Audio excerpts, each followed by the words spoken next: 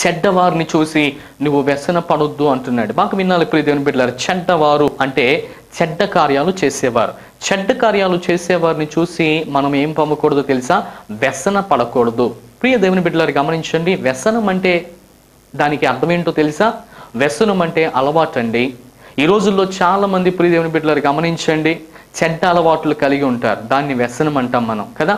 అంత మాత్రమే కాకుండా వాడు తాగేటువంటి వ్యసనం కలిగిన వాడండి, వాడు ఒక తిరుగుబోతు వ్యసనం కలిగిన వాడండి, వాడు కాల్చేటువంటి వ్యసనం కలిగిన వాడండి, వాడు దౌర్భాగ్యుడండి అనేటువంటి మాటలు కూడా చాలాసార్లు మనము అనేకమైన సందర్భాల్లో ఈ వ్యసనమును గురించినటువంటి మాటను మనం అధ్యయనం చేస్తూ ఉంటాం, మాట్లాడుతూ ఉంటాం. ప్రియ బిడ్డలరా గమనించండి, ఈ రోజున సాష్టాత్తు దేవదేవుడే అలసిపోయి సొలసిపోయి ఇక మరణమే శరణము అనుకుని మరణం వైపు తిరుగుతున్నటువంటి దావీదుతో దేవుడు ప్రత్యేకంగా మాట్లాడుతున్న మాట తెలుసా?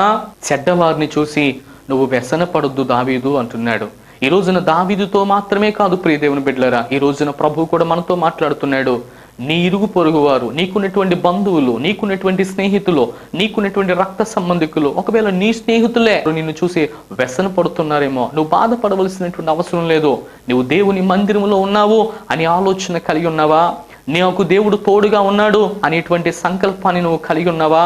ఒకవేళ నా దేవుడు నాకు సహాయం చేస్తాడు అనే ఉద్దేశాన్ని ఒకవేళ నువ్వు కలిగి ఉన్నట్లయితే దేవుడు నీ జీవితంలో కూడా ఆయన గొప్ప కార్యాన్ని జరిగించడానికి ఆయన ఇష్టపడుతున్నాడని ప్రభువు పేరిట మనం చేస్తున్నాను. శత్రువు అనబడినటువంటి మన పొరుగువాడికి వ్యసనము, మనల్ని చంపాలనేటువంటి ప్రయత్నం, మనల్ని ఏదైనా చేయాలనేటువంటి ఆలోచన, ఒక వ్యసనము ప్రియ దేవుని బిడ్డలారా వాడిని బానిసుడుగా ఎలాగనైతే చేస్తుందో, ఒకవేళ శత్రువులు కూడా మనల్ని చంపాలని, శత్రువులు కూడా మనల్ని కూలగొట్టాలని అనేటువంటి ఒక ప్రియ దేవుని బిడ్డల అలవాటుతో కూడినటువంటి వ్యసనాన్ని వారు కూడా కలిగి ఉంటారు. సో అటు వారితో దేవుడు ఆ దినాన్ని దావీదుతో మాట్లాడాడు.